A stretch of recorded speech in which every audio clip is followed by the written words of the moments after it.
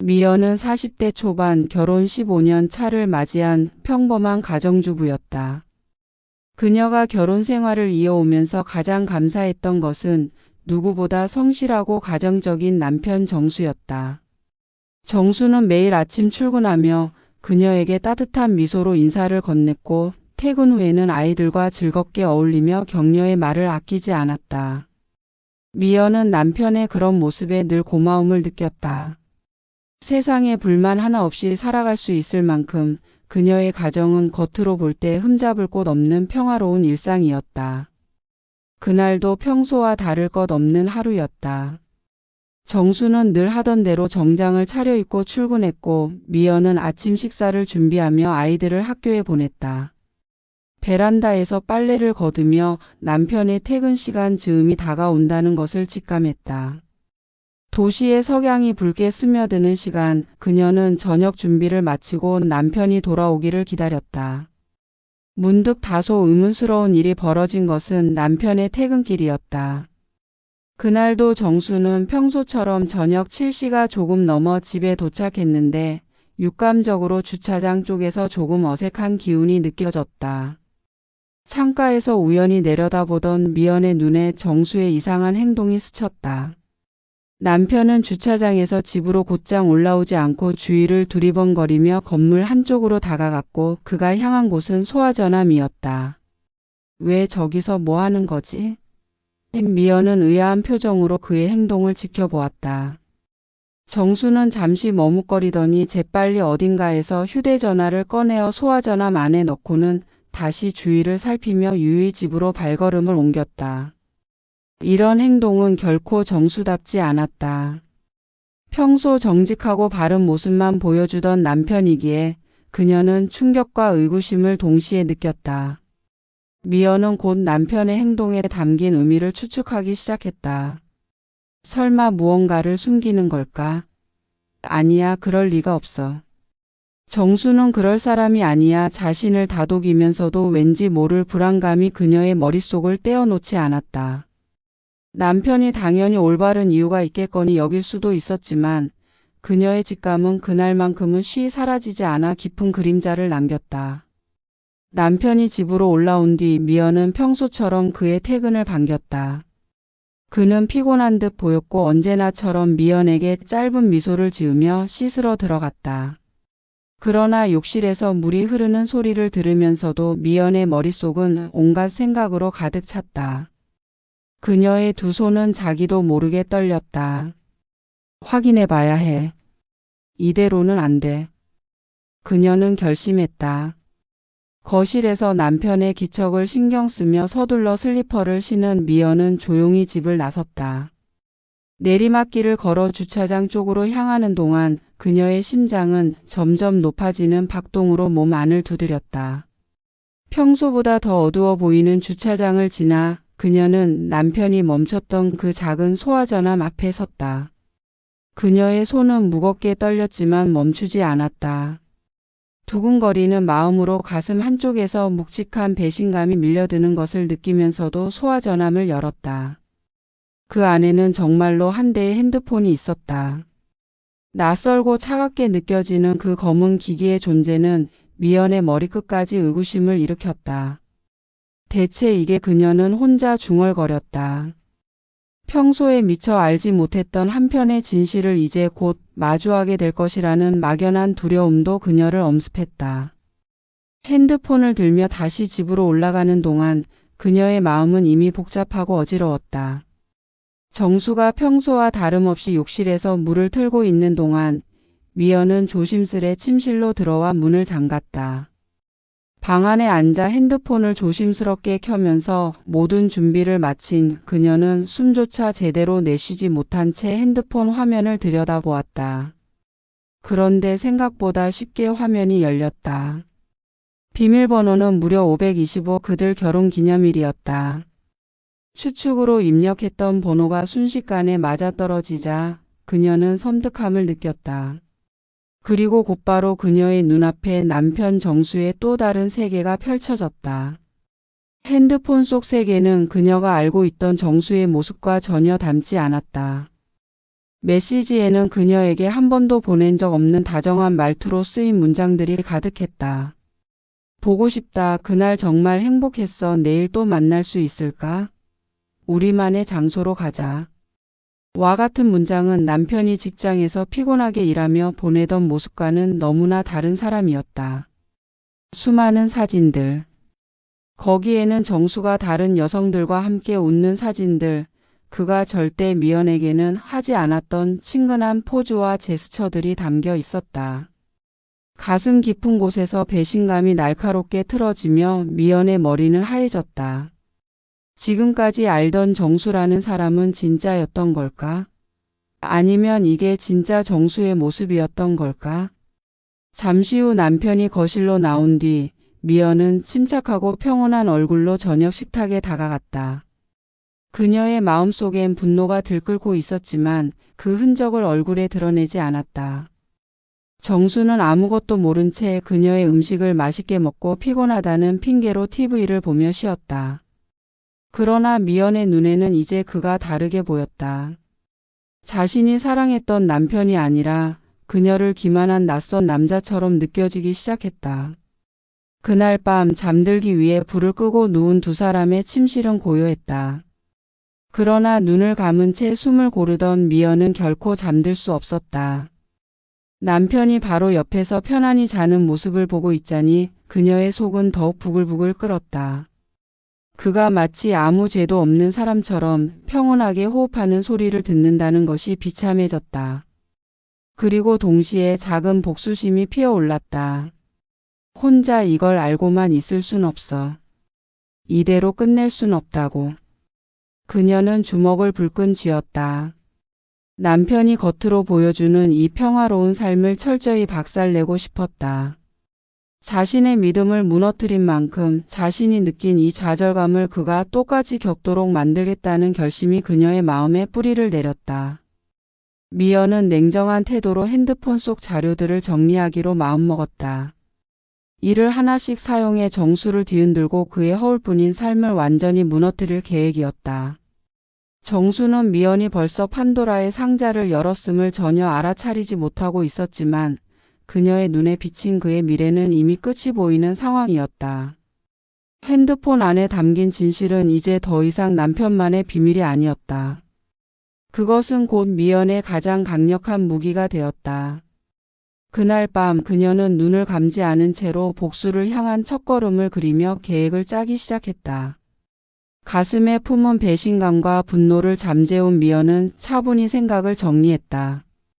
충동적으로 남편과 대질하며 따져봤자 그 순간의 싸움으로는 잃어버린 믿음을 되찾을 수 없을 뿐만 아니라 자신의 시간과 삶을 완전히 망칠 뿐이라는 것을 알았다. 그녀는 다짜고짜 그를 대면해 사실을 드러내는 대신 조금 더 치밀하게, 조금 더 정교하게 움직이기로 결심했다. 핸드폰 속 저장된 자료는 이미 모두 그녀의 소유가 된 상태였다. 사진, 메시지 기록, 여성과의 대화 내용 등 그녀 손엔 충분히 강력한 증거들이 쥐어져 있었다. 그리고 그녀는 남편이 저지른 일을 은밀히 밝혀내고 똑같이 숨기는 방식으로 먼저 그의 심리적 안정감을 무너뜨리기로 했다. 다음 날 밤 미연은 오래 사용하지 않았던 또 다른 예전 스마트폰을 꺼내 들었다.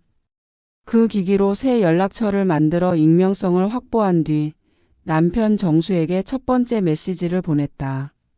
남편이 바쁘게 회사를 다니며 문자를 읽지 않을 거라는 걱정도 잠시, 미연의 계획은 정확히 먹혀들었다. 당신의 비밀을 알고 있습니다. 이 첫 메시지는 짧았고 간결했지만 그 파급력은 예상보다 컸다.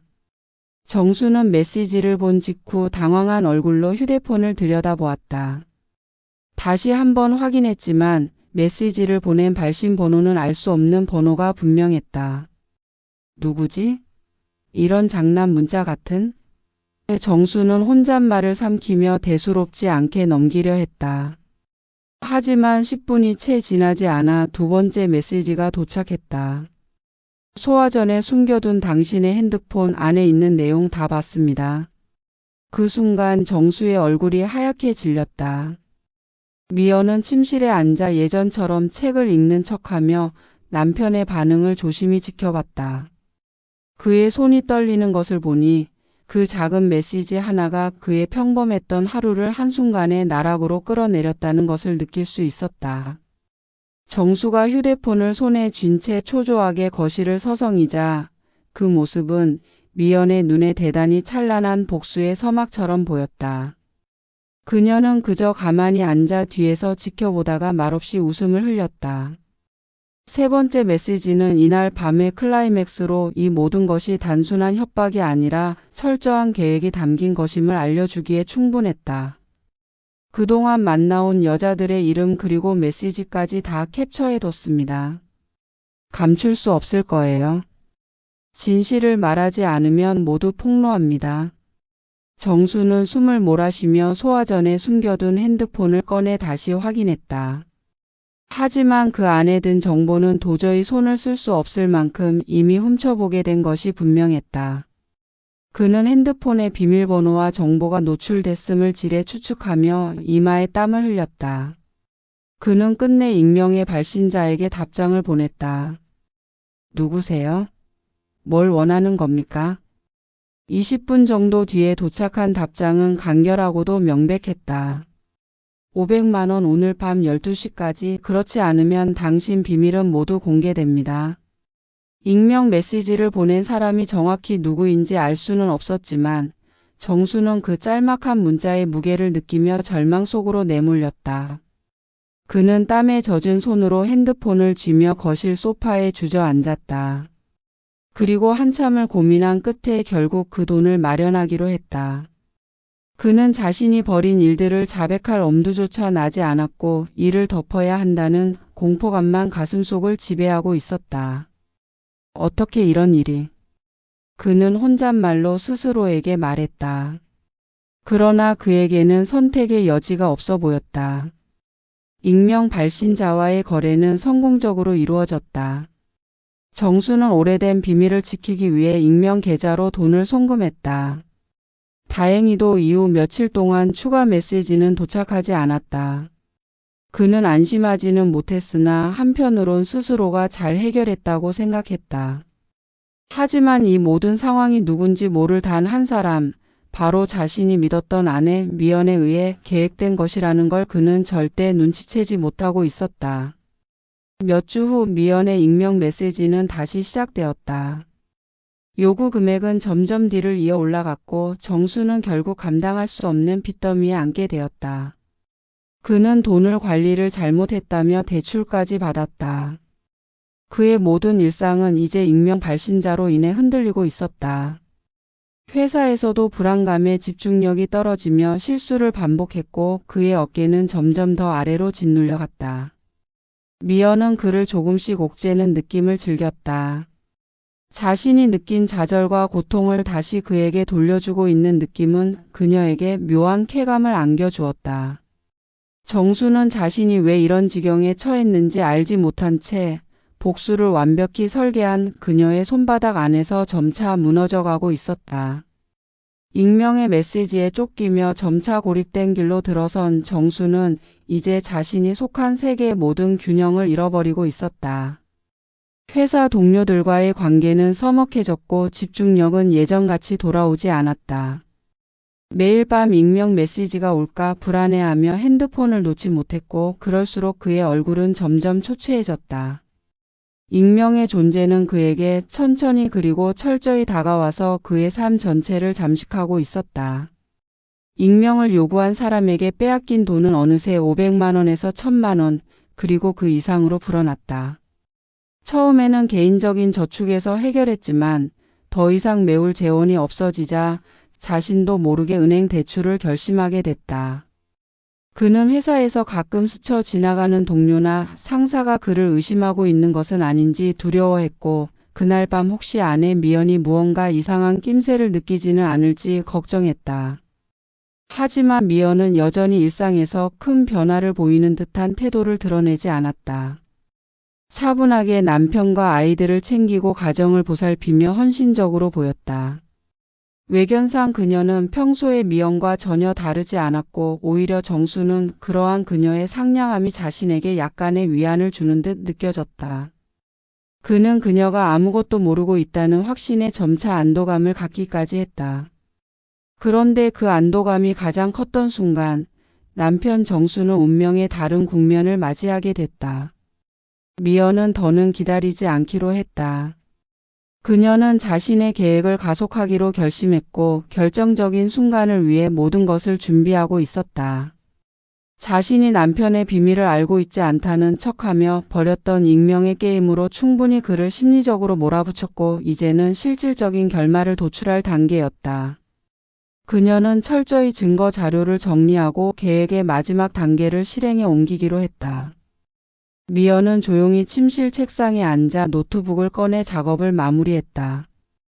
그녀가 정리한 파일은 모두 남편의 불륜을 증명할 결정적인 증거였다. 메시지 내용, 사진들, 그리고 그가 사랑에 빠진 여자들에게 보낸 다정한 음성 메시지까지 하나하나 파일로 정리되었다. 그 증거들은 이제 그녀 손안에 있었고 그녀가 이 증거들을 언제든 법정에서 사용할 수 있다는 사실이 자신감을 높여주었다. 다음 날 아침 남편은 출근 준비를 하며 평소와 다르지 않은 모습을 보이려 노력했다. 그러나 미연은 날카로운 시선으로 그의 작아진 어깨와 불안한 행동들을 놓치지 않았다. 그녀는 거울 속 남편의 초조하고 초췌한 표정을 몇 차례 훑어보고는 작게 한숨을 내쉬며 말했다. 정수 씨, 오늘 저녁에 이야기 좀 해요. 정수는 우물쭈물하다가 잠시 멈춰섰다. 하지만 미연의 태도에는 특별히 의심할 만한 점이 없어 보였고 그는 대충 알겠다는 동의로 고개를 끄덕였다. 그날 저녁 미연은 정수와 마주 앉은 식탁에 마지막 카드를 꺼내 들었다. 그녀는 평소 저녁 식사 분위기를 최대한 유지한 채 대화를 시작했다. 정수 씨, 요즘 무슨 생각을 그렇게 많이 해요? 뭔가 신경 쓰이는 일이 있어 보이던데? 정수는 놀란 기색을 보였지만 이내 평정을 되찾으려 노력했다. 아니야. 그냥 회사 일이 조금 바빠서 그래. 별일 아닌데 왜 그래? 그러나 미연은 거기서 멈추지 않았다. 그녀는 그 순간 남편의 눈을 똑바로 바라보고 말했다. 회사 일이 아니라면 혹시 다른 문제가 있는 건가요? 당신 휴대폰 속 여자들 이야기라든가. 정수는 그 말에 한동안 멍하니 그녀를 바라보다가 눈이 커졌다. 얼굴이 하얗게 질린 그는 숨조차 제대로 쉬지 못하며 말을 더듬었다. 뭐라고? 미연은 냉정하고 단호하게 말했다. 당신의 비밀을 나는 다 알고 있어요. 그리고 그동안 당신이 나를 속이고 어떻게 살아왔는지도요. 그녀는 노트북을 집어 그에게 증거들을 하나씩 보여주기 시작했다. 낯설지 않은 여성들과의 문자 대화, 그들과의 사진들, 그리고 정의로워 보이던 남편이 쓴 부드럽고 친밀한 메시지들.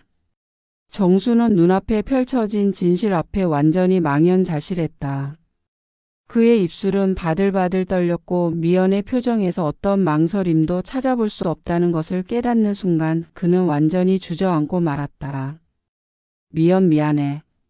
그건 실수였어. 정말 미안해. 내가 잘못했어. 정수는 부들부들 떨리는 손으로 그녀에게 애원했다. 처음으로 벌어진 일이었다는 핑계, 그리고 단 한 번의 실수였다는 말로 모든 것을 변명하려 했다. 하지만 미연은 단호하게 고개를 저었다. 단 한 번의 실수가 아니잖아요. 내가 당신 핸드폰을 본 뒤로 벌써 몇 주가 지났는지 생각해 보세요. 그리고 애초에 실수라면 그걸 소화전에 숨길 이유가 있었을까요? 이제 변명 같은 건 더 이상 듣고 싶지 않아요. 그녀는 그의 비겁한 변명을 차단하며 마지막 폭탄을 꺼냈다. 이제 더는 이럴 필요 없어요. 난 이혼을 원해요. 모두 끝내고 당신이 저지른 일에 대한 대가를 치르세요.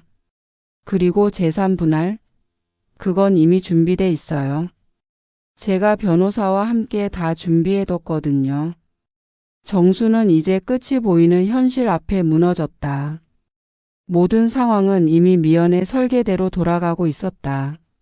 그는 더 이상 자신의 삶을 되돌릴 수 없음을 느끼며 머리를 감싸쥐고 주저앉을 수밖에 없었다. 미연의 판도라는 이미 열렸고 그 안에 담겨 있던 모든 파괴와 상실이 이제 그의 차례였다. 정수는 모든 걸 끝내기 위해 변호사와 함께 온 미연 앞에서 무너졌다. 그가 한때 안정적이라 여겼던 가정은 이제 더 이상 그를 위한 낙원이 아니었다. 미연은 그와 살면서 쌓여온 진실과 거짓의 층을 명백히 드러냈고 정수는 더 이상 그것을 부정할 수 없었다. 그녀가 정리한 자료와 불륜 증거는 그의 변명조차 허용하지 않는 차갑고 확고한 증인이었다. 이제 희생당하는 역할에서 벗어날 시간이야. 미연은 단호한 목소리로 말했다. 내가 그동안 당신을 위해 참아왔던 모든 걸 돌아보면 나 자신이 바보 같았다고 밖에 느껴지지 않네요. 정수는 테이블 위에 놓인 이혼 서류를 물끄러미 바라보았지만 손끝 하나 움직일 수도 없었다. 모든 것이 너무 빨랐다. 그의 주변에서 빠르게 움직이던 익명의 협박자와 미연의 결단력 사이에서 그는 그저 가만히 떠밀려 갔다. 어쩌다가 이렇게까지 됐을까? 라는 생각만이 불안감과 공포로 가득 찬 그의 머릿속에서 슬프게 반복됐다. 미연과의 이혼은 순식간에 이루어졌다. 그녀의 요구는 명확하고 단단했다. 처음에는 정수가 감정을 호소하며 자신에게 한 번만 더 기회를 달라고 매달렸지만 그녀는 더 이상 그의 말에 흔들리지 않았다. 그리고 법원에서는 미연의 손에 들어온 증거들이 결정적인 역할을 했다. 재산 분할 판결은 한쪽으로 기울었다. 가정의 대부분을 지탱해온 미연에게 집과 대부분의 자산이 돌아갔고 정수는 자신이 은행에서 대출까지 끌어모아 익명의 협박자에게 보냈던 모든 돈까지 합쳐 더 큰 빚더미에 올라앉게 되었다. 미연은 재산과 함께 자유를 얻었지만 정수는 잃을 것을 모두 잃은 뒤 텅 비어버렸다. 법정에서 나와 추운 바람에 옷깃을 여미며 걷는 그의 모습은 한없이 작아 보였다. 그는 이제 집도 가족도 그를 인정해 주던 아내도 모두 잃었다. 직장에서도 예전만큼 집중할 수 없었고 상사에게 자주 지적을 받는 와중에 불황으로 이루어진 구조조정 대상까지 포함되어 결국 직장을 잃고 말았다. 정수의 삶은 나락으로 떨어진 채로 멈출 기미가 보이지 않았다. 그는 작은 원룸을 얻어 맥 빠진 하루하루를 보내며 살아갔다. 대출 이자를 갚기 위해 여러 아르바이트를 병행해야 했고 휴대폰으로 들어오는 청구서와 독촉 메시지가 그의 불안과 우울을 계속해서 자극했다. 가끔은 회사에서 동료들과 웃고 떠들며 가족에게 돌아가던 그때의 자신이 얼마나 행복했는지 깨달았다. 하지만 그 과거는 이제 너무나 멀리 느껴졌다. 자기 손으로 그 행복을 무너뜨려 버렸다는 자책감은 그를 더욱 억눌렀다. 어느 날 밤 정수는 취해서 작고 차가운 원룸으로 돌아와 밀려드는 생각을 이기지 못한 채 울음을 터뜨렸다. 그는 계속해서 자신에게 질문했다. 어쩌다가 이렇게 망가진 거지? 그때 왜 그랬을까? 한편 미연은 새로운 삶을 시작하고 있었다. 그녀는 자신이 참았던 모든 것이 허물어지던 그 찰나 직접 조종대를 잡고 그 모든 상황을 휘어잡았다. 그리고 이제는 더 이상 과거의 자신을 구속되게 하지 않았다. 법적 절차가 끝난 이후에도 그녀는 정수를 용서하지 않았다. 용서라는 감정은 아직 한참 먼 얘기였다. 그 대신 그녀는 남은 인생을 자신을 위해 살기로 다짐했다. 비록 이혼이라는 큰 상처는 그녀에게도 남아 있었지만 이 상처를 딛고 자신의 삶을 다시 찾으려는 의지로 그녀는 한 걸음씩 나아갔다. 미연은 친구들과 모임을 가지며 잊어버렸던 사회생활을 되찾기 시작했고 오래도록 미뤄왔던 자기계발에도 도전했다. 때로는 그녀의 마음속에서 정수와 함께했던 좋았던 일들이 떠오르기도 했지만 그 기억들은 과거의 흔적으로만 남았다. 정수는 매일같이 미연의 잔상을 떠올렸다. 그가 잃어버린 것은 단지 집과 돈이 아니었다. 그의 진짜 상실은 자신을 믿어주고 사랑해줬던 미연의 존재였다. 하지만 그녀는 이제 돌아오지 않았다. 그러나 정수는 그 이유를 안다. 아니, 너무 잘 알고 있었다. 배신이 가져온 결과는 늘 이렇게 잔혹한 것이었다.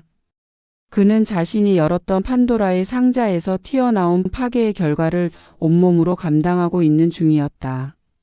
한때 모든 것을 가졌던 남편 정수는 이제 아무것도 남지 않은 사람이 되었고 그의 이야기는 누구에게도 들려지지 않았다. 과거의 잘못으로 인해 그가 마주해야 했던 대가는 고민할 필요도 없이 가혹하고 명백했다. 그러면서도 그는 스스로를 향한 이 질문을 계속 되뇌었다. 그때 왜 그랬을까? 왜 그녀만으로는 충분하지 않았을까? 그의 세계는 조용히 무너져 갔고 미연은 멀리 떨어진 또 다른 세상에서 자신의 새로운 시작을 맞이하며 살아갔다. 두 사람의 인생은 둘도 없는 연인으로 시작했지만 깨진 신뢰와 배신의 여파로 영원히 평행선을 걷게 되었다. 판도라의 상자는 한번 열리면 다시 닫을 수 없었다.